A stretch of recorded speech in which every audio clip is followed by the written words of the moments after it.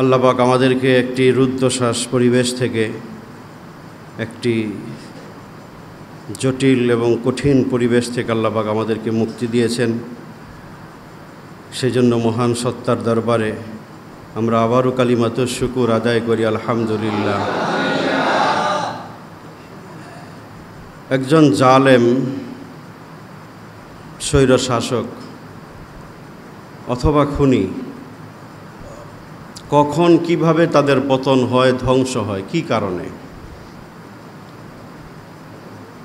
ধ্বংসের কারণ, জালিমের ধ্বংসের কারণ 7টা কারণ বলবো আজকে, এবং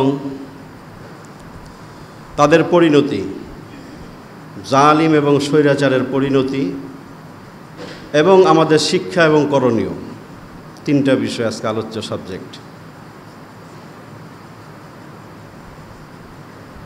একজন জালিমের পতন কেন হয়, ধ্বংস কেন হয়, কি কারণে সে ধ্বংস হয়, তার পতন হয় সেটি, এবং যুগে যুগে যারা জুলুম করে জালেম হয়েছে, খুন করে যারা খুনি হয়েছে, তাদের পরিণতি কি হয়েছে, কি হয় তাদের পরিণতি, এবং এই প্রেক্ষাপট থেকে আমাদের শিক্ষাটা কি, আমাদের করণীয়টা কি,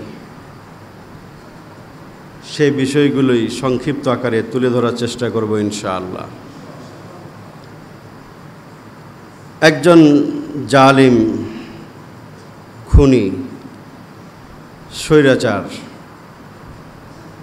যারা মানুষের উপর জুলুম নির্যাতন করে, তাদের পতন আর ধ্বংস যে সমস্ত কারণে হয়, তার মধ্যে অন্যতম একটি কারণ হচ্ছে অহংকার। পয়েন্টগুলো মনে রাখবেন, এগুলো আমার আপনার জীবনের শিক্ষা। অন্যতম একটা কারণ, মানুষের ধ্বংসের একটা অন্যতম প্রধান কারণ হচ্ছে অহংকার। আমরা বাংলায় বলে থাকি অহংকার পতনের মূল, বলি না? যে কোনো ক্ষেত্রে কেউ যদি অহংকারী হয়, হোক না সে রাষ্ট্রপ্রধান, হোক না সে যে কোনো পর্যায়ের মানুষ, অহংকার এমন একটা ব্যাধি, এমন একটা মারাত্মক স্বভাব যে এটা মানুষের পতন ডেকে আনে। আপনি যে স্তরে থাকেন, ওই স্তরে যদি আপনি অহংকারী হন, একজন মানুষ হিসেবে যদি আপনি অহংকারী হন, আপনার ভিতর যদি অহংকার থাকে, তাহলে আপনার ধ্বংস, আপনার পতন অবশ্যম্ভাবী, অনস্বীকার্য। এই কথা কোরআন হাদিস বলে গেছে। অহংকার কাকে বলে? আল্লাহ রসুল সাল্লাল্লাহু আলাইহি ওয়াসাল্লাম মুসলিম শরীফের একটি হাদিসের মাঝে অহংকারের সংজ্ঞা দিয়েছেন, আল কিবরু বাতরুল হাক্কি ওয়া গামতুন নাস। অহংকার বলা হয় বাতরুল হক ওয়া গামতুন নাস, 2টা শব্দ বলেছেন মুসলিম শরীফের 91 নম্বর হাদিসের মাঝে। সত্যকে মেনে না নেওয়া, সত্য মানতে না পারা, সত্য সহ্য করতে না পারা, সত্যকে গোপন করা, এটা অহংকারের 1 নম্বর আলামত। এরা কখনোই সত্যকে মেনে নেয় না, সত্যকে গ্রহণ করে না, সত্য পছন্দ করে না অহংকারীরা। এটা রাসূলের ভাষ্য থেকে আমি বলছি, আমার বানানো কোনো সংজ্ঞা না। মুসলিম শরীফের 91 নম্বর হাদিস, সহিহ সনদে বর্ণিত হাদিস। বাতরুল হক, অহংকারীরা সবসময় সত্যের বিপক্ষে দাঁড়ায়। এরা কখনোই সত্যকে মানে না, সত্য সহ্য করে না, সত্যের পথে চলে না। গামতুন নাস, 2 নম্বরে রাসূল বলেছেন, এরা মানুষকে তুচ্ছ তাচ্ছিল্য করে, মানুষকে হেয় করে, মানুষকে ছোট চোখে দেখে, নিজেকে বড় ভাবে, অন্যকে ছোট ভাবে। এই সংজ্ঞা তো আমরা সহজেই বুঝি, এটা হাদিসের সংজ্ঞা। গামতুন নাস, মানুষকে হেয় চোখে দেখে, নিজেকে অনেক বড় কিছু মনে করে, নিজেকে আহামরি কিছু মনে করে, আমি অনেক বড়। সে কে? এই স্বভাব, এই ভাবটার নাম অহংকার, রাসূল বলে গেছেন। যারা নিজেকে নিজে অনেক বড় মনে করে, অন্যকে তুচ্ছ জ্ঞান করে, এটা অহংকার, রাসূল বলে গেছে। কাউকে পরোয়া করে না, কাউকে মানে না, সম্মান দেয় না। এই ধরনের আচরণটাকে রাসূল অহংকার বলেছেন হাদিসের ভাষায়।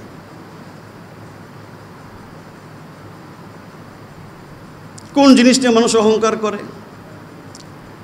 হাদিসের ভাষ্য থেকে বোঝা যায় 4-5টা জিনিস নিয়ে মানুষ অহংকার করে। একটা বড় জিনিস হচ্ছে মানুষের ধন দৌলত বেশি হলে মানুষ অহংকার করে। যার ধন সম্পদ বেশি হয়ে যায় তখন তার ভিতরে যদি দ্বীনের বুঝ না থাকে, সে যদি ধর্মের প্রকৃত অনুসারী না হয়, সে অহংকারী হবে। যেমন হামান কামান ফেরাউনরা যুগে যুগে হয়েছে। ধন সম্পদ নিয়ে মানুষ অহংকারী হয়, কথা কোরআন না বলেছেন, আনা আকসারু মিনকা মালাও ওয়া আ'আজ্জু নাফারা। দুনিয়াতে অহংকারীদের ভাষ্য হচ্ছে আনা আকসারু মিনকা মালা, আমি তোমার চেয়ে ধন সম্পদে বেশি। ধন সম্পদ নিয়ে মানুষ অহংকার করে। যাদের ধন সম্পদ বেশি হয়, অহংকারে মাটিতে পা পড়ে না। আল্লাহ কোরআনে বহু জায়গায় বলেছেন অহংকার করো না, অহংকার করো না। লা তামশি ফিল আরদি মারহা, জমিনের উপরে অহংকার করে হেঁটো না। অহংকার নিয়ে, দম্ভ ভরে, দাম্ভিকতা নিয়ে তুমি জমিনে চইলো না। এই কথা আল্লাহ কোরআনে বহুবার বলেছেন। কারণ আল্লাহ জানেন এই রোগে বহু মানুষ আক্রান্ত হবে। কিছু নাই তারপরে অহংকার করে, আছে না? আর 2 টাকার মালিক হলে তো কথাই নেই, তার অহংকার দেখে কে? তার সামনে দিয়ে হাইটে যাওয়া অপরাধ। তুই আমার সামনে দিয়ে জোরে হাইটটা গেলি কে? তুই এমনে চললি কে? এমনে কথা কইলি কে? অহংকারের অনেক রূপ আছে না? একজন মানুষ যখন সর্বোচ্চ পর্যায়ের অহংকারী হয় তখন তার বিভৎস রূপ কত রকম হতে পারে সেটা চিন্তাও করা যায় না।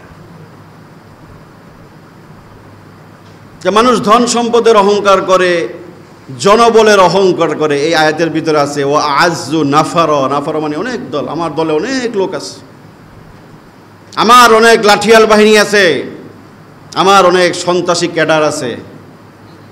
এই জনবলের উপর অহংকার করে না মানুষ? আমি ডাক দিলে কত লোক চলে আসে। কোরআনে আল্লাহ বলে গেছেন যে এগুলো নিয়ে মানুষ অহংকার করবে, অতীতেও করেছে, কিয়ামত পর্যন্ত এই সমস্ত জিনিসগুলোর পুঁজি করে মানুষ অহংকার করবে। আ'আজ্জু আকসারু মিনকা মালা ওয়া আ'আজ্জু নাফারা। তো ধন সম্পদ নিয়ে অহংকার করে, জনবল নিয়ে অহংকার করে, ক্ষমতা নিয়ে অহংকার করে মানুষ যখন ক্ষমতা পায়। ক্ষমতার অহংকার আছে না? যেই পর্যায়ে হোক, যে কোনো ক্ষমতা পাইলে মানুষ অহংকারী হয়। ছোট্ট একটা মেম্বার পদ যদিও পায়, ছোট্ট একটা মসজিদ অথবা কোনো একটা কিছুর যদি একটু একটা পদ যদি কেউ পায়, সেটা নিয়ে সে অহংকার করে না? আমি অমুক, আমি তমুক, আমি অমুক। এই ক্ষমতা, পদ, এই ক্ষমতার অহংকারের কথা আল্লাহ বলেছেন, হাদিসে রাসূল বলে গেছেন যে এগুলো নিয়ে যুগে যুগে মানুষ অহংকার করবে। এটা অহংকারের একটা পুঁজি, এটা নিয়ে মানুষ অহংকার করে। কিন্তু কোনোটাই স্থায়ী না, কোনোটাই নিয়ে অহংকার করাটা শোভনীয় না। কারণ এগুলো তোমার কিছুই না। তোমার ধন সম্পদ, তোমার জনবল, তোমার এই ক্ষমতা তোমার কিছুই না। আরেকটা করে, এটা হচ্ছে কেউ কথিত তথাকথিত জ্ঞানী, জ্ঞান নিয়ে অথবা মূর্খতা ছিল, মূর্খতার কারণে মানুষ অহংকার করে। কিছু জ্ঞান আছে কি না আছে, খুব পণ্ডিতি করে না, হ্যাঁ আমি খুব বড় জ্ঞানী, আমি পণ্ডিত, আমি অনেক কিছু জানি। এরা আসলে প্রকৃত জ্ঞানী না, এরা মূর্খ। যে মূর্খ সে অহংকার করে, প্রকৃত জ্ঞানীরা কখনোই অহংকার করে না। প্রকৃত আসল জ্ঞানীরা বিনয়ী হয়। আর যারা অর্ধশিক্ষিত, তথাকথিত শিক্ষিত শিয়াল পণ্ডিত যারা, অথবা মূর্খ তার অতল গহ্বরে যারা নিমজ্জিত, এরাই অহংকার করে, জ্ঞানের অহংকার করে। এই 4টা জিনিসকে নিয়ে অহংকার করে। সর্বপ্রথম অহংকার করছে ইবলিস। অহংকারের প্রতিষ্ঠাতাকে বলেন? ইবলিস অহংকারের প্রতিষ্ঠাতা, অহংকারের জনক কে? মিস্টার ইবলিস। ফাসাজাদাল মালাইকাতু কুল্লুহুম আজমাউনা ইল্লা ইবলিস আবা ওয়াস্তাকবারা ওয়া কানা মিনাল কাফিরিন। আল্লাহ কোরআনে বলছেন সবাই ফেরেশতাদেরকে আমি যখন সেজদা করতে বললাম আদমকে, সবাই সেজদা করলো, আবা একমাত্র ইবলিস অস্বীকার করছে, ওয়াস্তাকবারা অর্থ সে অহংকার করছে, সে অহংকার করছে, বলছে আনা খায়রুম মিনহু, আমি তো তার চেয়ে উত্তম, আদমের চেয়ে আমি উত্তম, কেন আমি তাকে সেজদা করব? আমার জ্ঞান কত, আদম কি জানে? সর্বপ্রথম অহংকার করলো কে? ইবলিস। তাহলে ইবলিস হয়েছে অহংকারের জনক। এখন যারা অহংকার করে এরা হচ্ছে ইবলিসের সন্তান, ঠিক না? হ্যাঁ, হয়েছে পিতা অহংকারের, আর বাকিগুলা কি? ইবলিসের বাচ্চা ইবলিস, বুঝেন না? সোজা বাংলা, ইবলিসের বাচ্চা ইবলিস, শয়তানের বাচ্চা শয়তান, এরা তো শয়তানের বাচ্চা। যুগে যুগে ফেরাউন, নমরুদ, বহু মানুষ অহংকার করছে। কোরআনে আল্লাহ পাক তাদের কথাগুলো ধারাবাহিকভাবে বিস্তারিতভাবে বর্ণনা করেছে। ফেরাউন অনেক বড় একজন জালেম ছিল, অহংকারী ছিল। কারণ এই অহংকার, প্রথম পয়েন্ট আমি চিহ্নিত করেছি, স্বৈরাচার এবং জালেমের ধ্বংসের এক নম্বর কারণ অহংকার। কারণ পরবর্তী সব পয়েন্টগুলো এটার কারণেই সৃষ্টি হয়, অহংকারের কারণেই পরবর্তী বিষয়গুলো সৃষ্টি হয়। কারণ অহংকার এমন একটা ব্যাধি। ফেরাউন অহংকার করছে, নিজেকে স্বঘোষিত খোদা ছিল সে অহংকার করত। অহংকার করে যে কথাগুলো সে বলতো, কিছু কথা আল্লাহ পাক কোরআনে কোট করেছেন। দেখো অহংকারীদের দম্ভ দাম্ভিকতাটা কেমন হয়। দেখো ফেরাউন অহংকারের একজন মূর্ত প্রতীক, অহংকারীর। মানুষ কতটা অহংকারী হলে তার কথাবার্তার ভাবভঙ্গিমা কেমন হয় আল্লাহ কোরআনে উল্লেখ করেছেন ফেরাউনের। ওয়াকালা ফিরআউনু ইয়া আইয়ুহাল মালাউ মা আলিমতু লাকুম মিন ইলাহিন গায়রি ফাআউকিদ লি ইয়া হামানু আলা তিনি ফাজআল লি সারহা লাআল্লি আত্তালিউ ইলা ইলাহি মূসা ওয়া ইন্নী লাআযুন্নুহু মিনাল কাযিবিন। ফেরাউন তার সভাসদদেরকে বলছে, ইয়া হামান, মন্ত্রীরে ডাকে, হে হামান, ইয়া হামান। আগে বলতেছে ইয়া আইয়ুহাল মালাউ মা আলিমতু লাকুম মিন ইলাহিন গায়রি, হে আমার সভাসদ, হে পরিষদ বর্গ, আমি তো জানি না যে আমি ছাড়া আর কোনো মাবুদ আছে দুনিয়াতে। নাউজুবিল্লাহ। ফেরাউনের দমভক্তি ছিল এটা। মা আলিমতু লাকুম মিন ইলাহিন গায়রি, আমি ছাড়া আর কোনো ইলাহ আছে দুনিয়াতে, পৃথিবীতে আর কোনো শক্তিধর কেউ আছে, এটা তো আমি জানি না, আমি মানি না এটা। ফাউকিদ লি ইয়া হামান আলা তিন, হামান রে কইতেছে, মন্ত্রী পরিষদের সচিব, ক্যাবিনেট সেক্রেটারি, হামান তুমি ইট পুরাও, একটা দুর্গ বানাও, আমার জন্য একটা প্রাসাদ বানাও, মাটি দিয়ে ইট পুরাইয়া আমার জন্য একটা প্রাসাদ নির্মাণ করো। ইয়া হামান আলা তিন ফাজআল লি সারহান, আমি সেই প্রাসাদে উঠব। লাআল্লি আত্তালিউ ইলা ইলাহি মূসা, ওখানে উঠে আমি দেখব মূসার ইলাহকে, আমি উপরে উঠে মূসার ইলাহকে অনুসন্ধান করব, দেখি আমি ছাড়া আর কোনো ইলাহ আছে কিনা। নাউজুবিল্লাহ। কতটা দাম্ভিকতা, কতটা অহংকার।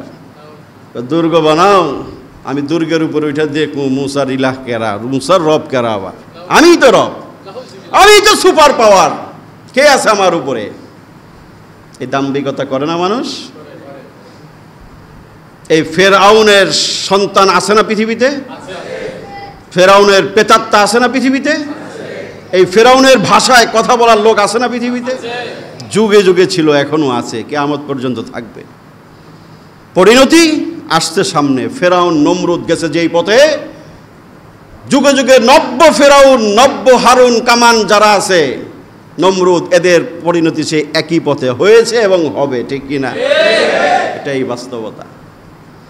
এই কথাগুলো আলেম সমাজ বারংবার বলেছে, বারংবার উচ্চারণ করেছে, সতর্ক সাবধান করেছে। আলেম সমাজের টুটি চেপে ধরা হয়েছিল। অহংকারীরা কখনোই মানতে চায় না। ইতিহাসের নির্মম শিক্ষা এটাই যে মানুষ ইতিহাস থেকে শিক্ষা নেয় না।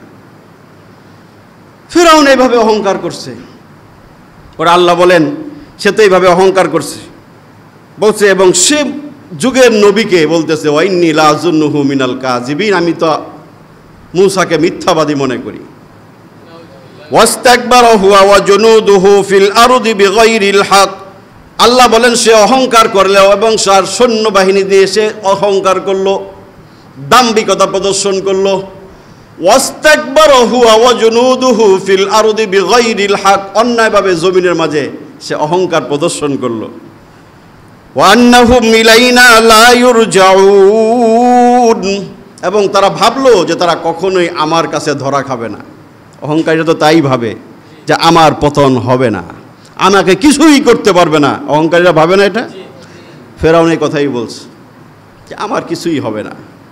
আল্লাহ বলেন ফাআখাযনাহু ওয়া জুনুদাহু ফানাবাযনাহুম ফিল ইয়াম, আমি তাকে শেষ পাকড়াও করলাম। ফাআখাযনাহু ওয়া জুনুদাহু ফানাবাযনাহুম ফিল ইয়াম, পাকড়াও করে আমি তাকে সমুদ্রে নিক্ষেপ করলাম।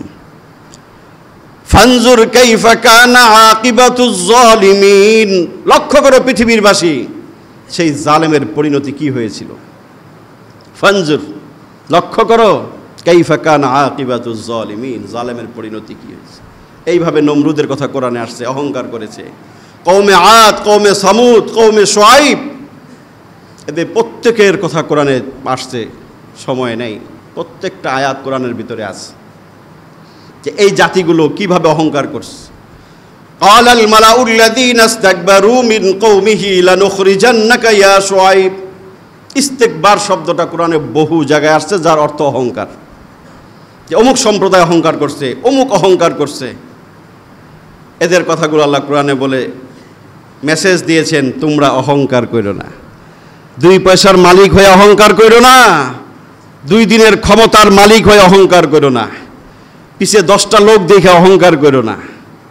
কিছুটা জ্ঞান যদি তুমি পাও, সেই জ্ঞানের কারণে তুমি অহংকার করো না, কারণ অহংকার পতনের, বলেন অহংকার পতনের মূল। আপনি যদি অহংকারী হন, আপনার পতন অবশ্যম্ভাবী। ইতিহাস এই কথা বলে, কোরআন এই কথা বলে, রাসূলের হাদিস এই কথা বলে। যারাই যে পর্যায়ে অহংকার করেছে তাদের কথাগুলো কোরআনে ধারাবাহিকভাবেই আল্লাহ পাক উল্লেখ করেছেন যে কি কি কারণে মানুষ অহংকার করে। এজন্য কোরআন আল্লাহ বলেছেন কখনোই তোমরা অহংকার করবে না, ওয়ালা তামশি ফিল আরদি মারহা ইন্নাল্লাহা লা ইউহিব্বু কুল্লা মুখতালিন ফখুর। অহংকারীদেরকে আল্লাহ পাক ভালোবাসেন না। অহংকারীদের পরিণতি দুনিয়াতেও কঠিন, আখিরাতেও কঠিন।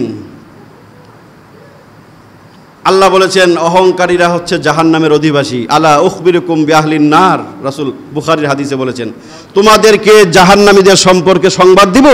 সাহাবায়ে কেরাম বলেছেন অবশ্যই দিবেন। রাসূল বলেছেন কুল্লু উতুল্লিন জাওয়াজিন মুস্তাকবির, প্রত্যেক দাম্ভিক, অহংকারী, কর্কশভাষী এরা জাহান্নামী। রাসূলের সহিহ হাদিস। লা ইয়াদখুলুল জান্নাতা মান কানা ফি কলবিহি মিসকালু যাররাতিন মিন কিবির, যাররা ধূলিকণা পরিমাণ অহংকার যার ভিতরে আছে সে জান্নাতে কখনোই যাবে না, রাসূল বলে গেছেন। ইহশারুন নাসু ইয়াউমাল কিয়ামাহ, রাসূল বলেছেন কিয়ামতের দিন অহংকারীদেরকে মানুষের আকৃতিতে পিপিলিকার মতো করে উঠানো হবে। কিসের মতো? অহংকারের ঠালায় দুনিয়া যারা বুক শটান করে যারা হেঁটেছে, এটা রাসূলের সহিহ হাদিস। পিঁপড়ার মতো মানুষ দেখতে, মানুষ লিলিপুট, একেবারে ছোট ছোট পিপিলিকার মতো করে আল্লাহ উঠাইবে। কি রে তুই পিঁপড়ার মতো করে, তুমি অহংকারী। ওদেরকে আল্লাহ রাসূল বলেন চতুর্দিক থেকে লাঞ্ছনা গঞ্চনা চেপে ধরবে হাসরের মাঠে। তাদেরকে ইয়াসুকুন, হাকাইয়া ধাবরাইয়া পিছন দিয়ে ধাওয়াইয়া নিয়ে যাওয়া হবে জাহান্নামের একটা কঠিন কারাগারে, যার নাম বুলাস। কি নাম? বুলাস নামক একটা কারাগারে, জাহান্নামের ভিতরে একটা কারাগার। ওখানে তাদেরকে অবরুদ্ধ করা হবে, জাহান্নামীদের রক্ত পুঁজ দিয়ে তাদেরকে আপ্যায়ন করা হবে। এই হচ্ছে, এরকম বহু কথা অহংকারীদের সম্পর্কে আছে, বলার সময় নেই। শিক্ষা নেবেন, অহংকারী হওয়া যাবে না, অহংকারী হওয়া যাবে না, কোথাও অহংকারী হবেন না। 2 দিনের দুনিয়ায়, 2 দিনের ক্ষমতায়, 2 দিনের টাকা পয়সা নিয়ে আপনি অহংকারী হবেন না। অহংকার আপনার পতন ডেকে আনবে। আল্লাহ পাক আমাদেরকে অহংকার থেকে মুক্ত থাকার তৌফিক দান করেন। হাদিসে একটা হাদিসের শেষ অহংকার সম্পর্কে একটা হাদিস শুনে রাসূল বলেছেন লা ইয়াজালুর রাজুল ইয়াযহাবু বিনাফসিহি হাত্তা ইউকতাবু ফিল জাব্বারিন। মানুষ যখন অহংকার করতে থাকে, তিরমিজি শরীফের 2000 নম্বর হাদিস, 2000, মানুষ যখন অহংকার করতে থাকে তখন ইউক্তাবু ফিল জাব্বারিন, তার নাম অহংকারীদের খাতায় লেখা হয়। সবসময় সে অহংকার করে, অহংকারীদের খাতায় তার নাম লেখা হয়। ফায়ুসিবুহু মা আসাবাহুম, যুগে যুগে অহংকারীদের উপরে যেই শাস্তি নেমে এসেছিল তখন তার উপরেও সেই শাস্তি নেমে আসে। এটা রাসূলের কথা। অহংকার করবেন, আপনার নামটা অহংকারীদের খাতায় লেখা হবে। তারপরে যুগে যুগে অহংকারীদের যেই পরিণতি হয়েছে আপনাকে সেই পরিণতি ভোগ করতে হবে। রাসূল বলে গেছেন, তিরমিজি শরীফের 2000 নম্বর হাদিস। আল্লাহ পাক আমাদেরকে এই ধরনের অপরাধ থেকে, এই ধরনের স্বভাব থেকে আল্লাহ পাক আমাদেরকে হেফাজত করেন। পতন এবং ধ্বংসের 2 নম্বর কারণ মিথ্যা। মিথ্যা মানুষের ধ্বংস ডেকে আনে। আল কিযবু ইউহলাক, আস-সিদকু ইউনজি, সত্য মানুষকে মুক্তি দেয়, মিথ্যা মানুষের ধ্বংস ডেকে আনে। হাদিসে রাসূল বলেছেন। কোরআন আল্লাহ বলেছেন মিথ্যাবাদীদের ধ্বংস অনিবার্য। ওয়াইলুল লিকুল্লি আফাকিন নাসিম, মিথ্যাবাদী পাপিষ্ঠরা ধ্বংস হবেই হবে। কোরআন আল্লাহ 25 নম্বর পারায় বলেছেন। সূরাতুল মুরসালাতে, একটি সূরার ভিতরে 10 বার আল্লাহ পাক মিথ্যাবাদীদের ধ্বংসের কথা বলেছেন। ওয়াইলু ইয়াউমাইযিল লিল মুকাজ্জিবিন, ওয়াইলু ইয়াউমাইযিল লিল মুকাজ্জিবিন, ধ্বংস মিথ্যাবাদীদের, ধ্বংস মিথ্যাবাদীদের, এক সূরার ভিতরে 10 বার। আলা লানাতুল্লাহি আলাল কাযিবিন, মিথ্যাবাদীদের উপর আল্লাহর লানত। আপনি মিথ্যা কথা বলেন, আপনি মিথ্যা কথা বলেন, সমাজের যেই পর্যায়ে থাকেন আপনি মিথ্যায় অভ্যস্ত। ব্যবসায় মিথ্যা বলেন, সমাজে মিথ্যা বলেন, বাসায় মিথ্যা বলেন, পরিবারে মিথ্যা বলেন, দায়িত্ব পেয়েছেন, দায়িত্ব নিয়ে আপনি মিথ্যা বলেন, সর্বোচ্চ পর্যায়ের দায়িত্ব পেয়ে আপনি মিথ্যা বলেন, আপনার ধ্বংস অনিবার্য। কে বলেছে? কোরআন এবং হাদিস। আপনি মিথ্যাটাকে সত্য বানানোর চেষ্টা করেছেন, এদের পতন, এদের ধ্বংস অনিবার্য, কথা কোরআনে বলে গেছেন আল্লাহ পাক বহু আগে, 1500 বছর আগে কোরআন নাজিল হয়েছে। এত সুন্দর করে মিথ্যা বলতে পারেন উনি যে মনেই হয় না এটা মিথ্যা, ঠিক না? কথা বলেন না কেন? আমি মারি নাই, একটা গুলিও চলে নাই, না না না না না, আমি তো ভালো মানুষ। এরকম মিথ্যার ব্যাসাতি দেখেন নাই আপনারা? প্রত্যেকটা পয়েন্ট থেকে শিক্ষা নেবেন। মিথ্যা কখনো আপনাকে বাঁচাতে পারবে না। বহু কিছু করে আপনি মিথ্যা বললেন, না এটা আমি করি নাই, এটা আমি হয় না, না না না এটা হয় না, কিচ্ছু করতে পারবেন না, বাঁচতে পারবেন না, ধ্বংস হবেন হবেন। কোরআন বলে গেছে এই কথা। মিথ্যাকে তালাক দিতে হবে, সর্বস্তর থেকে মিথ্যাকে তালাক দিতে হবে, মিথ্যা বলা যাবে না। রাষ্ট্রের সর্বোচ্চ পর্যায়ে বসে যখন মিথ্যা বলেন তখন আর কিচ্ছু বলার থাকে না, কিন্তু আসমানের মালিক সেটা বেশি দিন সহ্য করে না, করেন নাই, সেটাই বাস্তব, ঠিক কিনা? মিথ্যাবাদী আল্লাহ সহ্য করেন না। তো একদিন, 2 দিন, 1 বছর, 2 বছর, 10 বছর মিথ্যা বলতেই আছেন। আল্লাহ বলেছেন মিথ্যাবাদী ধ্বংস হবেই হবে। আল্লাহ পাক সর্বপ্রকার মিথ্যা থেকে আমাদেরকে আল্লাহ পাক হেফাজত করেন। 3 নম্বর, ধ্বংস পতনের 3 নম্বর কারণ জুলুম। এ সম্পর্কে আগেও আলোচনা করেছি, কঠিন রুদ্ধশ্বাস পরিবেশের মাঝে আলোচনা করেছি। জুলুম ধ্বংস পতন ডেকে আনবেই, কোরআন হাদিস থেকে আমরা কথা বলেছি এবং এটাকে বোঝানোর চেষ্টা করি যুগে যুগে। আমাদের দায়িত্ব যে কোনো পর্যায়ের জালেমকে আল্লাহ পাক ছাড় দেন কিন্তু ছেড়ে দেন না। কোরআনের এই মেসেজটা আলেমরা বারংবার বলার চেষ্টা করে, কারণ কেউ যেন জুলুমের অপরাধে অপরাধী না হয়। এই অপরাধ এতটা মারাত্মক অপরাধ, আসমান জমিন থরথর করে কাঁপে একজন জালেমের জুলুমের কারণে। আছে না? আল্লাহ এবং মজলুমের বদদুয়ার মাঝে কোনো পর্দা থাকে না, সরাসরি আরশে আজিমে যে ধাক্কা লাগে, কথা হাদিসে রাসূল বলে নাই? জুলুম এমন একটা মারাত্মক অপরাধ, এমন জঘন্য অপরাধ যা আপনার ধ্বংস পতন ডেকে আনবেই, কোনো সন্দেহ নেই। অনেকে মনে করে না জুলুম করে, এই কথা আল্লাহ কোরআনে জবাব দিয়েছে, লা ইয়াহসাবান্নাল্লাহা গাফিলান আম্মা ইয়ামালুজ জালিমুন। জালেমদের সম্পর্কে তোমরা কেউ এই কথা মনে করো না যে আল্লাহ দেখে না, জানে না, বুঝে না, এটা মনে করো। আল্লাহ বলেন আমি সব দেখি, কোন জালেম কোথায় কতটুকু জুলুম করতেছে সব দেখি, সব হিসাব আমার কাছে আছে। কিন্তু উমলি লাহুম ইন্না কাইদি মাতিন, আমি তাদেরকে ছাড় দিয়ে রাখি। আল্লাহ বলেছেন আমি একটু ঢিল দেই, ছাড় দেই, 5 বছর 10 বছর 15 বছর 16 বছরের জন্য একটু সুযোগ দিয়ে রাখি আমি। কে বলেছেন? আল্লাহ বলেছেন।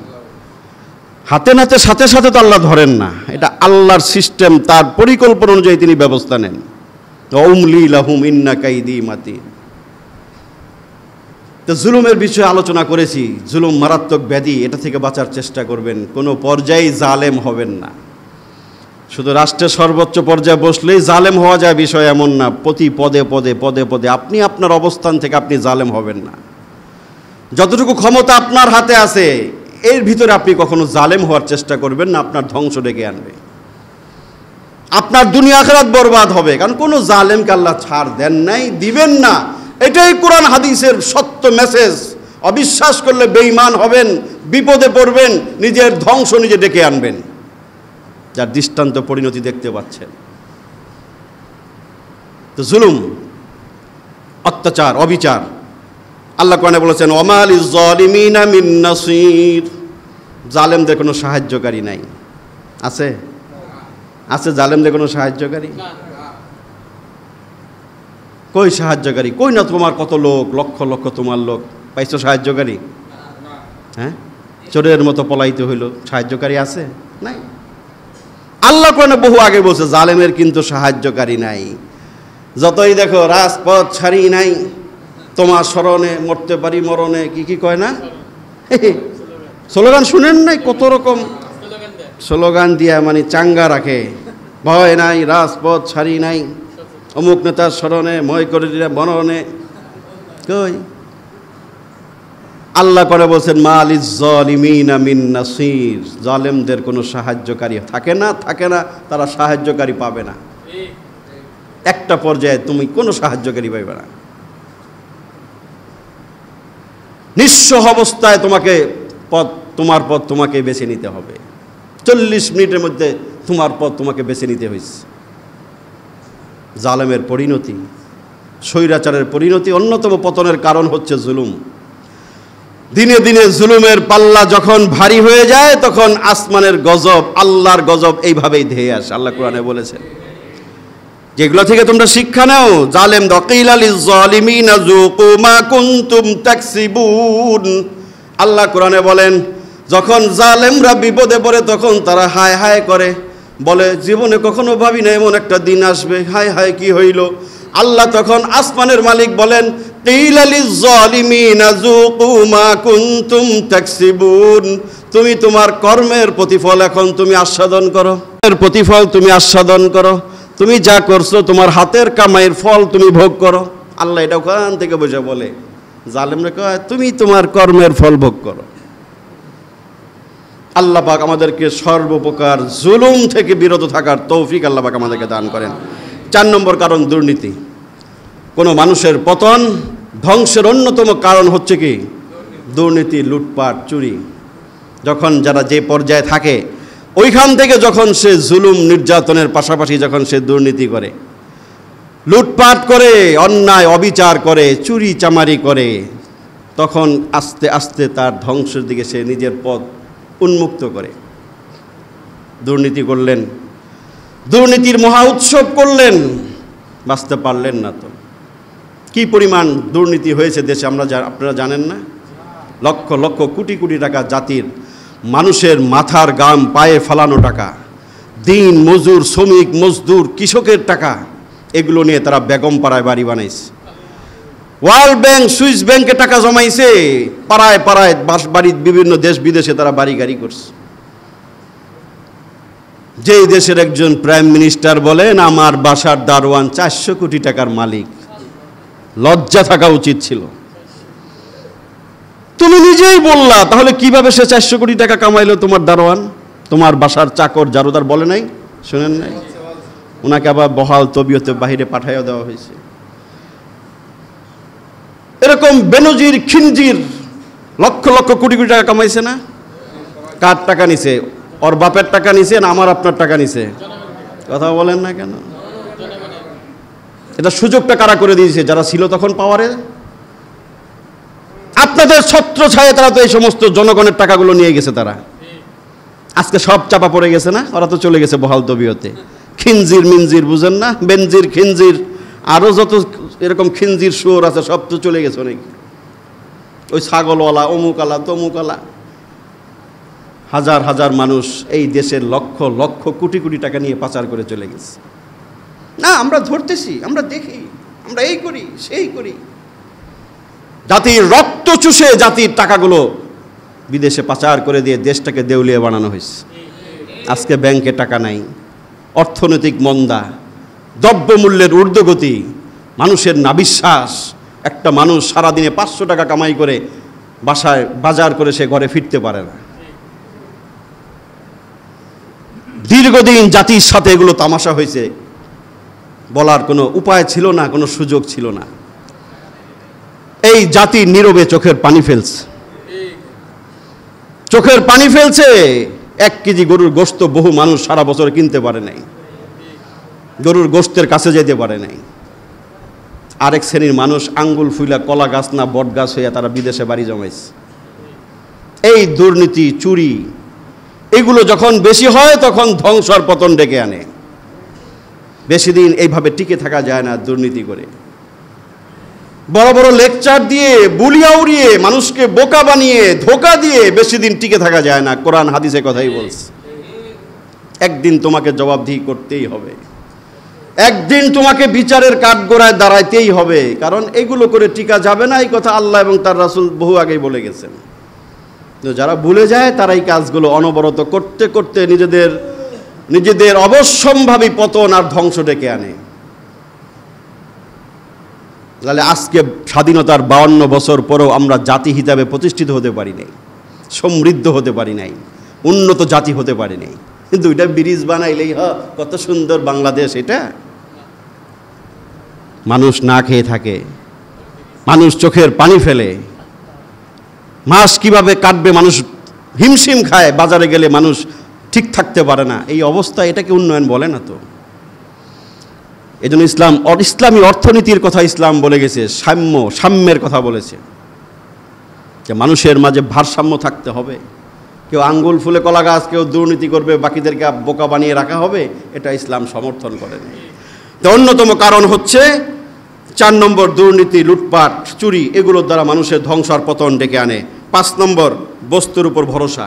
মানুষ যখন বস্তুবাদের উপর ভরসা করে তখন তার ধ্বংস আর পতন ডেকে আনে।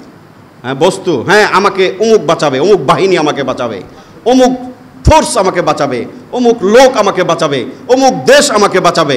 এই ধরনের বস্তুবাদের উপর ভরসা করলে তখন মানুষের ধ্বংস আর পতন হয়, ঠিক না? কোনো বস্তু আজ পর্যন্ত কাউকে বাঁচাইতে পারছে? ইসলাম কোরআন বলে ভরসা করবো আল্লাহর উপরে। ওমাইয়া তাওয়াক্কাল আলাল্লাহি ফাহুয়া হাসবুহ।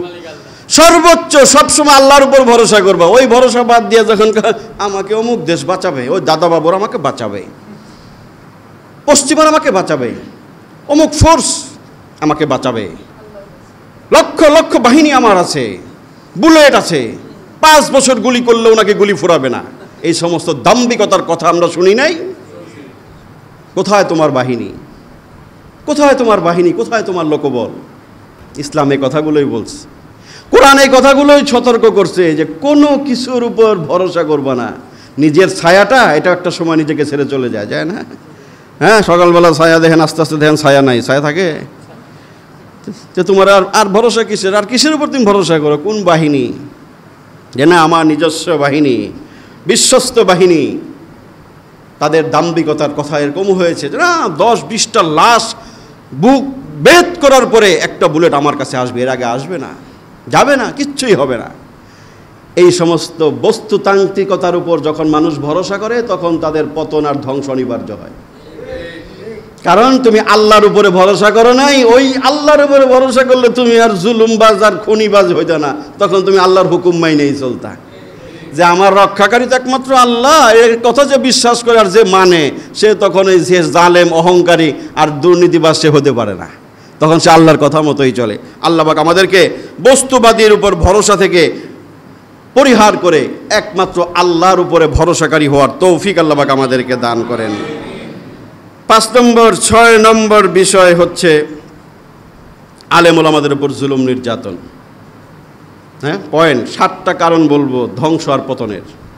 আলেম ওলামাদের উপরে জুলুম নির্যাতন, তাদেরকে হত্যা করা, এটা খুন খারাপি, এটা একটা মারাত্মক একটা অপরাধ, যে অপরাধ মানুষের ধ্বংস অনিবার্য করে, ধ্বংস আর পতন ডেকে আনে। এই কথাগুলো আমরা বারংবার বলেছি, এখনও বলি। আলেম ওলামা দেখতে মনে হয় সাধারণ একটা মানুষ, তাদের শক্তি নাই, আর্মস নাই, লোকবল নাই, টাকা নাই, পয়সা নাই, কিছুই নাই, কিন্তু তাদের সাথে আল্লাহর কানেকশন আছে, তাদের চোখের পানির মূল্য আছে আল্লাহর কাছে, তাদের এক ফোঁটা রক্তের দাম আছে। বহু আলেমকে হত্যা করেছেন। এই কথাগুলো বলার কোনো সুযোগ ছিল না। 2013 সনের 5ই মে শাপলা চত্বরে আলেমদেরকে যে হত্যা করা হয়েছে, সেটা কি মিথ্যা? সেটা মিথ্যা? মিথ্যাবাদীরা সেটাকে মিথ্যা প্রমাণ করার চেষ্টা করেছে। সেই কথা কোনোদিন মুখ ফুটে বলার মতো সুযোগ তারা দেয় নাই। না, কোনো কিচ্ছুই হয় নাই। শাপলা চত্বরে ফুলের বিছানা বিছায় দেওয়া হয়েছে, কিচ্ছু হয় নাই, একজন আলেমকেও মারা হয় নাই, বলে নাই? একটা জল জ্যান্ত ইতিহাসকে তারা অস্বীকার করার চেষ্টা করেছে। কত আলেমের রক্ত আর চোখের পানি সেই শাপলা চত্বর তার যার সাক্ষী। লক্ষ লক্ষ আলেম সেখানে ছিল, মাদ্রাসার ছাত্র ছিল, আপামর জনসাধারণ ছিল, মুসলিম তৌহিদি জনতা ছিল, এতিম সন্তানরা সেখানে ছিল। সেই নিরস্ত্র আলেম ওলামাদের উপর গুলি চালানো হয়েছে, তাদের রক্তে সেই শাপলা চত্বর প্রাঙ্গণ সেদিন রক্তাক্ত হয়েছিল, কিন্তু সেটা বলবার কোনো সুযোগ ছিল না। আমার মাদ্রাসা 2011 সনের শেষ দিকে, সম্ভবত নভেম্বর ডিসেম্বরে শুরু ওপেনিং, 12 থেকে শুরু মাদ্রাসা পরিপূর্ণভাবে। 13 সনের ঘটনা। তখনকার সময় আমার মাদ্রাসার একজন মক্তবের শিক্ষক, দুঃখিত তার নামটা আমি এখন মনে করতে পারতেছি না, চেহারাটা মনে আছে, পাওয়ারফুল চশমা পরতেন, জব্বা পরতেন, এখানে একটা বাসায় ভাড়া থাকতেন, নামটা আমি বলবো না, একজনের বাসায় এখানে ভাড়া থাকতেন। উনি চশমাটা খুললে দেখতেন না, এতটা পাওয়ারফুল চশমা ব্যবহার করতেন। নরসিংদী তার বাড়ি, তার স্ত্রীটা প্রেগনেন্ট ছিল এখানে। তখন তো সবাই গেছেন না, আপনারা অনেকে সবাই গেছেন না ওই ইমানি আন্দোলনে। সেদিনকার 13 দফা কি ভুল ছিল? 13 দফা থেকে 9 দফা, পরে হলো 1 দফা, এখন হলো 9 দফা, ঠিক না? সেদিনকার আলেমদের 13 দফা মানতে পারেন নাই আপনারা। ওখানে তো কোনো দেশ বিরোধী, সমাজ বিরোধী কোনো দফা ছিল না। ওই মৌলানা সাহেব ছিলেন সেখানে, সেই ইমানি সম্মেলনে তিনি গেছেন। রাতের বেলা অন্ধকারে কি হয়েছে আপনারা জানেন। উনি আহত হলেন, গুলিবিদ্ধ হলেন। পরের দিন ঢাকা মেডিকেল থেকে তার মোবাইল নম্বর থেকে একজন লোক, আমার নম্বর মনে হয় পাইছে সেখানে, আমাকে ফোন দিস।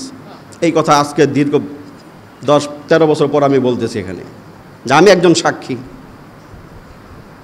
একজন লোক আমাকে ফোন দিয়ে বলছে, লোকটাকে চিনেন? আমি হ্যাঁ, আমার মাদ্রাসার শিক্ষক। উনি ঢাকা মেডিকেলে মুমূর্ষ অবস্থায় আছেন, প্রচণ্ড গুলিবিদ্ধ, মাথায় প্রচণ্ড ইনজুরি। আমি যেতে পারি নাই, এতটা কঠিন পরিস্থিতি ছিল।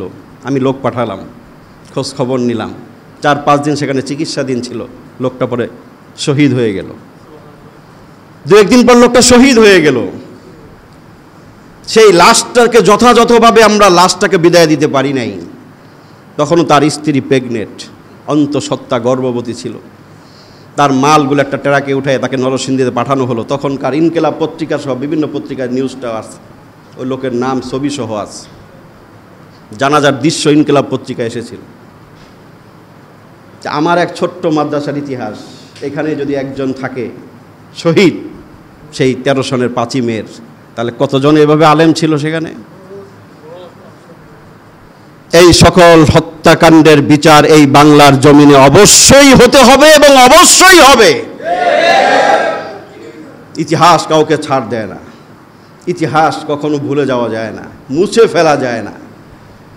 কেন মারতে গেছেন আলেমদেরকে? মোদি বিরোধী আন্দোলনের সময় বহু আলেমের উপর টর্চার করেছেন, নির্যাতন করেছেন, এক মোদির খাতিরের কারণে। ভাস্কর্যের বিরুদ্ধে আন্দোলন, আলেমরা কথা বলতে যে বহু আলেম নির্যাতন, নিপীড়ন, হত্যা, গুমের শিকার হয়েছেন।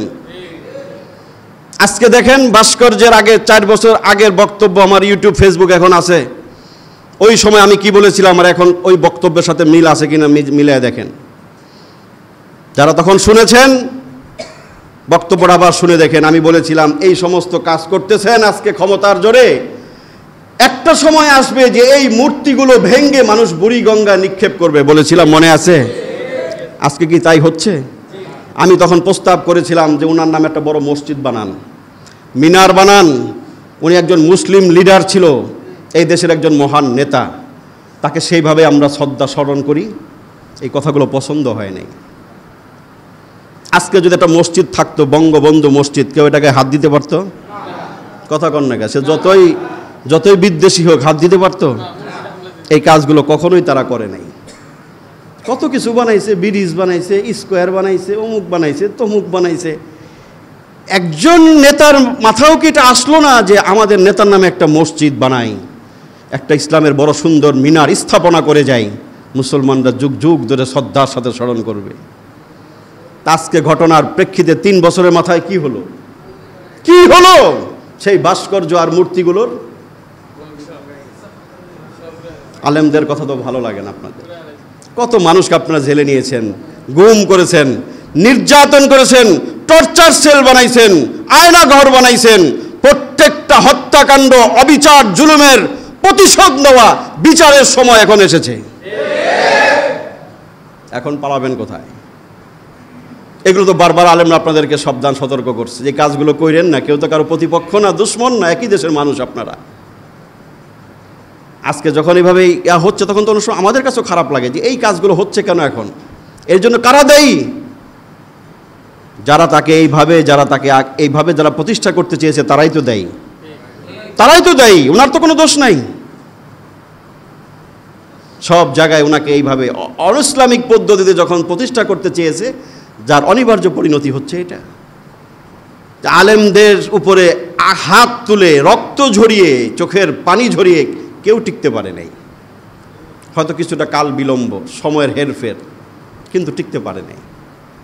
যেই জমিনে আলেমদের রক্ত পড়ে, চোখের পানি পড়ে, সেটা কিন্তু প্রতিশোধের বিষ বাষ্প হয়ে বেরিয়ে আসে। সেটা থেকে বাঁচার কোনো উপায় নাই। ধ্বংস পতনের অন্যতম একটা কারণ আলেম ওলামাদের উপর জুলুম নির্যাতন করা। আয়নাঘরের ভিতরে দৃশ্যগুলো এখন বেরিয়ে আসছে। এই জায়গায় মানুষ এতটা নির্মমভাবে মানুষকে এই জায়গায় বন্দি করতে পারে, জানালা নাই, দরজা নাই, শোয়ার ব্যবস্থা নাই। কি এটা কি ফেরাউনের জল্লাদখানার চেয়েও তো নিকৃষ্ট একটা জায়গাতে আমরা দেখতে পাচ্ছি। এই ছোট্ট একটু জায়গার ভিতরে টয়লেট, এখানে ঘুমানোর জায়গা, এই জায়গার ভিতরে আলেম ওলামাদেরকে ওর মতো নিয়ে গেছে। বহু মানুষকে এই জায়গার ভিতরে রাখা হয়েছে চোখ বেঁধে, দিনকে দিন, বছরকে বছর, এই টর্চার সেলগুলোতে। বহু আলেমকে এই জায়গায় নির্যাতন করা হয়েছে, হত্যা করা হয়েছে। নাই, তখন কি একবারের জন্য চিন্তা হয় নাই? বহুবার বলেছি সব কিছুর একটা শেষ আছে। শিক্ষা নেন, সামনেও যারা ক্ষমতায় আসবেন শিক্ষা নেবেন। শিক্ষা ছাড়া যদি একই হয় অবস্থা, আপনাদের কার্যকলাপও যদি একই হয়, পরিণতি কিন্তু তার চেয়েও ভয়াবহ হবে। এটা মনে রাখবেন। এই ছাত্র জনতার বিপ্লব, এটা বৃথা যেতে দেওয়া যাবে না। এখানে বহু আলেম শহীদ হয়েছেন। এই স্রোতে বহু আলেম, বহু ছাত্র শহীদ হয়েছে। অনেক ছাত্র এখনো আহত, অনেক আলেম এখনো আহত।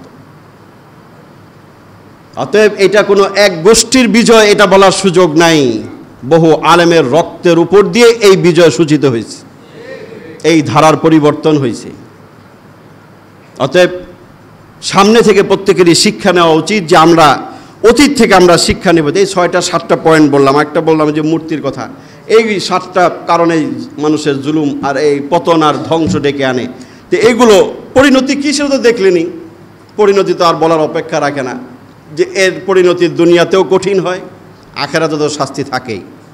যারা জুলুম নির্যাতন করে, মিথ্যা বলে, আলেমুল উপর জুলুম করে, খুন খারাপি করে, অন্যায় অবিচার, লুটপাট, দুর্নীতি করে যারা এইভাবে পতন ডেকে আনে, এদের পরিণতি কী হয় সেটা তো আপনাদের সবার চোখের সামনে।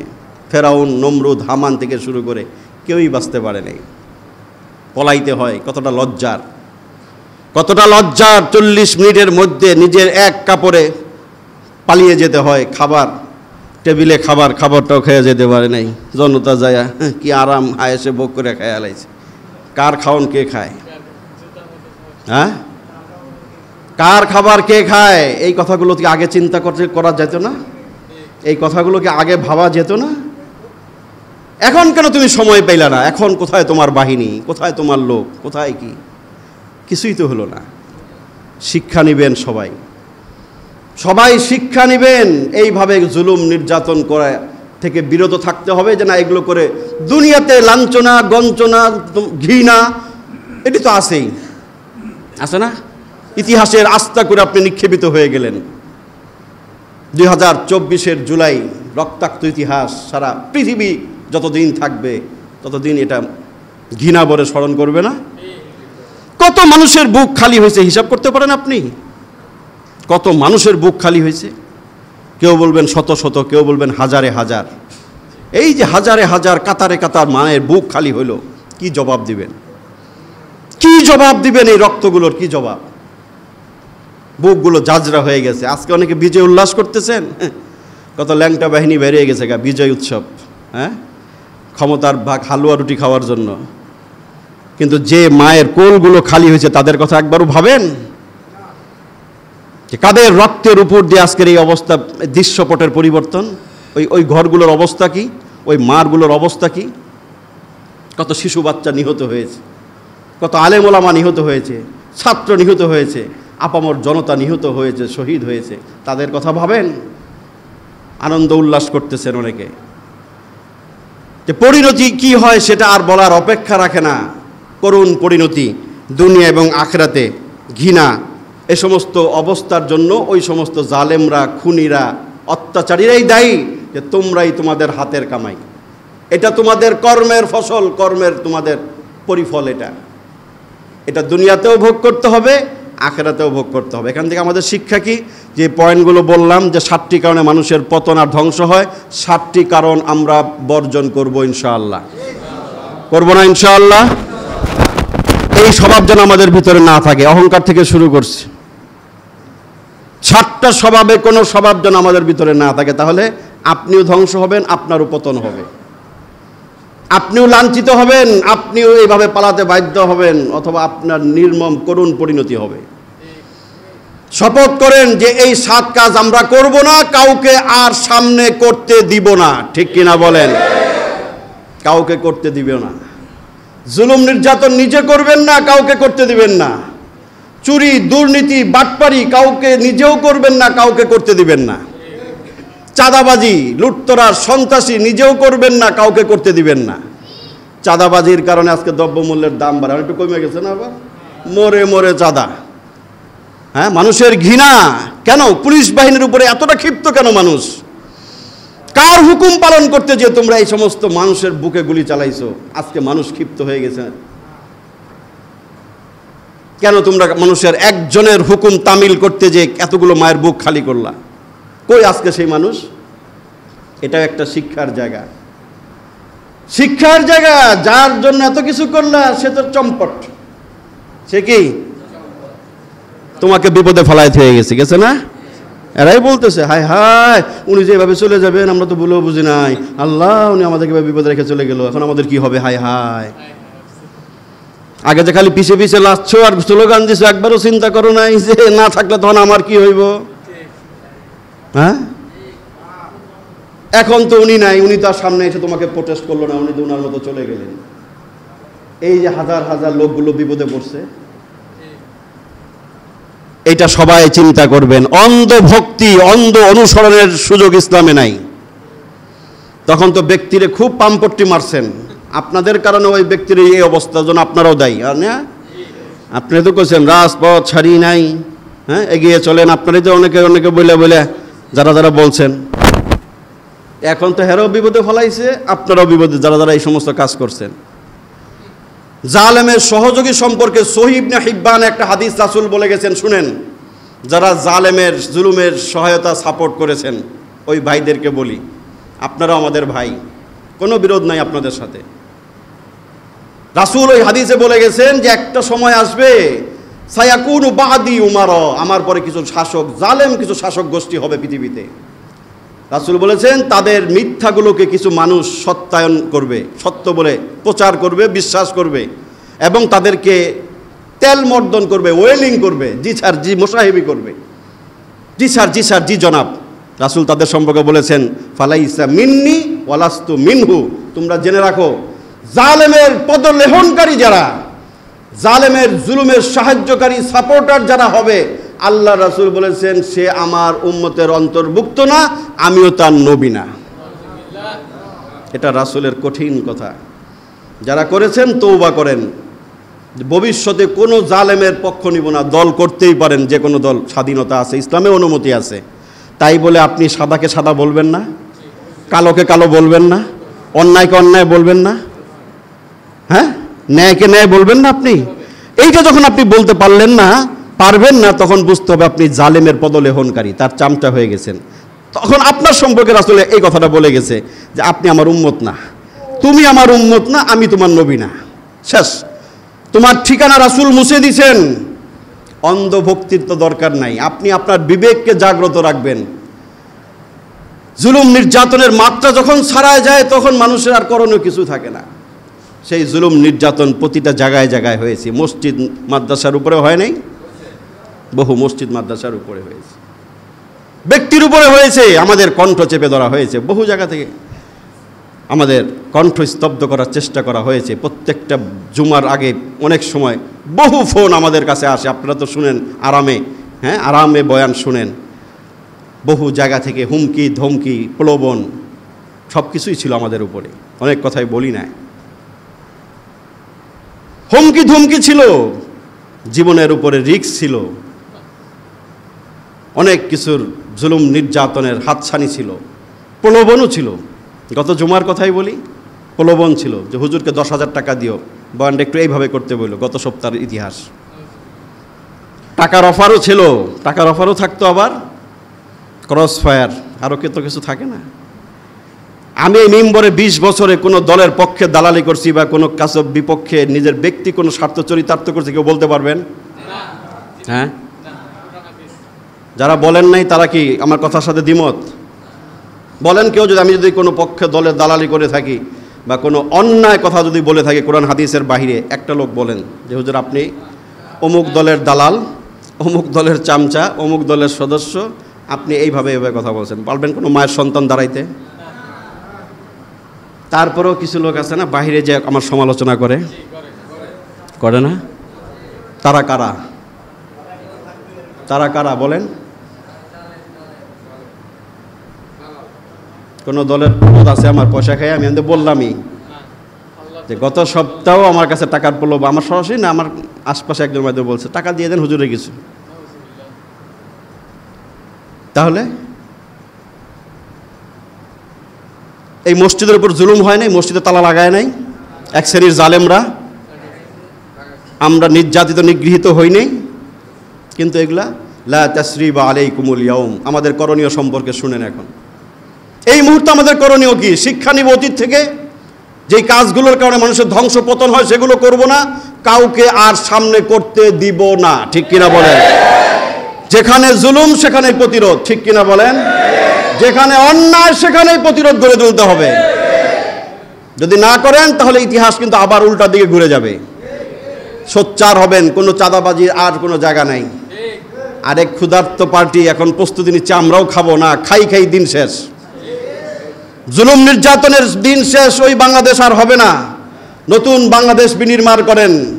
চাঁদাবাজি একদল সেটিং ছিল চলে যাবে, আরেক দল এসে বসে দেন আমাদেরকে দেন না, সেই সুযোগ দিবেন না। কেউ চাঁদা চাইলে, দুর্নীতি করলে, চাঁদাবাজি করলে কানের নিচে কষায় মারবেন, পারবেন না? এটা আপনার আমার দায়িত্ব মিয়া। চুপসে থাকবেন, ওই আপনিও নিঃশ্বাস হবেন, জাতিকেও শেষ করে দিবেন। ইসলাম এই কথাই বলছে, মান রাআ মিনকুম মুনকারান ফালইউগাইয়িরহু বিয়াদি। তোমার সামনে অন্যায় দেখলে তোমার হাত দিয়ে তুমি প্রতিহত করো। সেইভাবে যদি আপনি সচেতন না হন তাহলে একই পুনরাবৃত্তি হবে। চাঁদাবাজির কোনো সুযোগ নাই, লুটতরাজ চলছে, অরাজকতা চলছে না? ইসলাম এটা সাপোর্ট করে? হ্যাঁ, লা তাসরিবা আলাইকুমুল ইয়াউম। রাসূল মক্কা বিজয়ের পরে বলছেন সবাইকে সাধারণ ক্ষমা ঘোষণা। তবে হ্যাঁ, সেখানেও রাসূল কতজন মানুষকে, 15 জন মানুষকে ক্ষমা করে নাই, যারা চিহ্নিত দাগী সন্ত্রাসী, ইসলাম বিদ্বেষী শয়তান যারা ছিল। রাসূল বলছেন এদের ক্ষমা নাই। এদের একজন বাইতুল্লাহর গিলাফের মধ্যে পেঁচায় ছিল বাঁচার জন্য, ওইখানে তাকে হত্যা করা হয়েছে। যারা চিহ্নিত অপরাধী তাদেরকে আইনের হাতে তুলে দিবেন। যারা আপনার উপর জুলুম করছে, নির্যাতন করছে, চাঁদাবাজি করছে, যেভাবেই হোক, আপনি যদি জুলুম অত্যাচারের শিকার হয়ে থাকেন, আইন প্রশাসন আছে, তাদের কাছে তুলে দিবেন, আইন নিজের হাতে তুলে নেবেন না। মনে থাকবে কথা?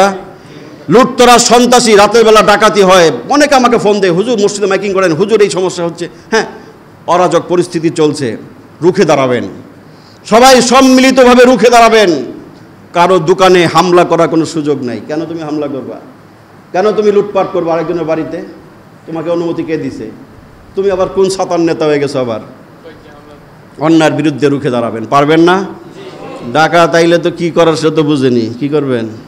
কি করবেন? যেটা করবেন আগে ধরে বাইন্ধে রাখবেন নাকি, তারপরে যেটা আইনের হাতে তুলে দিবেন, নিজেরা আবার মেরে হেলেন না, এটা নিষেধ।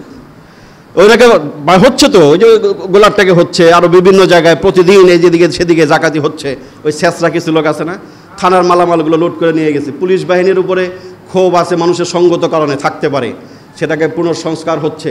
যারা অপরাধী তাদের বিচার হবে।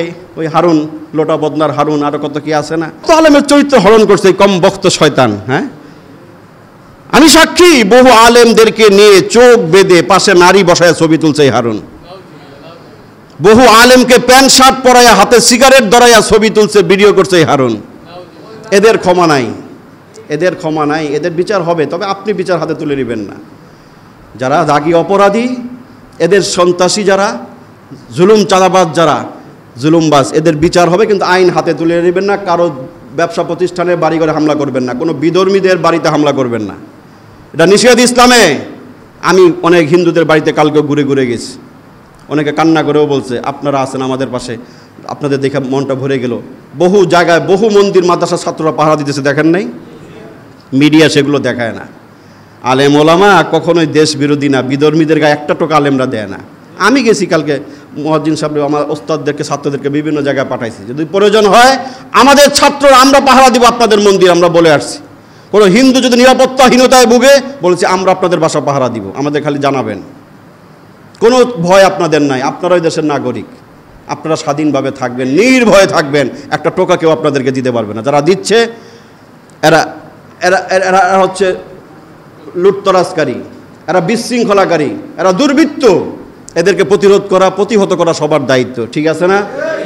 এই সমস্ত কাজ যেন না হয়, কোনো অরাজক পরিস্থিতি যেন দেশের মাঝে সৃষ্টি না হয়, সেই বিষয়গুলো আমাদের খেয়াল রাখতে হবে। এবং দেশের সার্বিক অবস্থা যেন উন্নতি হয়। কারোর সাথে কারো প্রতিশোধ নেবেন না, প্রতিশোধ পরায়ণ হওয়ার ইসলাম বলে না। কেউ জুলুম করছে, আল্লাহ তার বিচার করবেন। হ্যাঁ, যদি আপনি মনে করেন যে এর বিচারটা দুনিয়াতেই হওয়া দরকার, আপনি আইনের শরণাপন্ন হবেন, আইন আছে, আইনের আশ্রয় নেবেন। নিজেরা কেউ প্রতিশোধের স্পৃহায় কেউ কারোর উপর আক্রমণ করবেন না, প্লিজ, এটা ইসলাম সমর্থন করে না। এইভাবে রক্তপাত আর করবেন না, আর মায়ের বুক খালি করবেন না, কারো প্রতিষ্ঠানে হামলা করবেন না, বাড়িতে হামলা করবেন না, কোনো বিধর্মীদের উপরে কোনো যেন আক্রমণ না হয়, সেই বিষয়গুলো সবাই দেখে রাখবেন। সবাই সচেতন, সজাগ থাকবেন, এবং ভবিষ্যতে সুন্দর বাংলাদেশ বিনির্মাণে সবাই নিজ নিজ জায়গা থেকে আমরা ভূমিকা রাখবো ইনশাআল্লাহ।